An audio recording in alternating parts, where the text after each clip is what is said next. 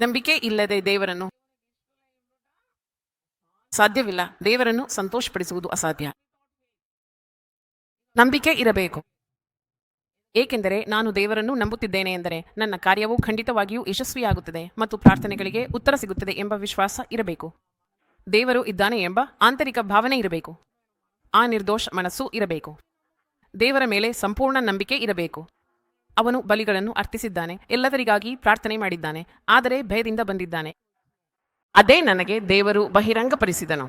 ಜೋಗ್ನೊಂದಿಗೆ ಏನೂ ತಪ್ಪಾಗಿತ್ತು, ಅಪವಾದಿಗೆ ಏನೂ ಕೊಟ್ಟನು, ಸ್ಥಳವನ್ನು ಕೊಟ್ಟನು. ಅಪವಾದಿ ಧೈರ್ಯವಾಗಿ ನುಗ್ಗಿ ಬರುವನು. ನೀನು ಯಾವಾಗ ಭಯಪಡುತ್ತೀಯೋ ಆಗ ನೀನು ಯಾರಿಗೆ ಸ್ಥಳ ಕೊಡುತ್ತೀಯ? ನೀನು ಸೈತಾನಿಗೆ ಸ್ವಲ್ಪ ಹತ್ತಿರವಾಗಲು ಅವಕಾಶ ಕೊಡುತ್ತಿದ್ದೀಯಾ? ಅವನು ಬರುತ್ತಾನೆ, ನಿನ್ನನ್ನು ಅನುಮಾನದಿಂದ ತುಂಬುತ್ತಾನೆ, ಭಯದಿಂದ ತುಂಬಿಸುತ್ತಾನೆ.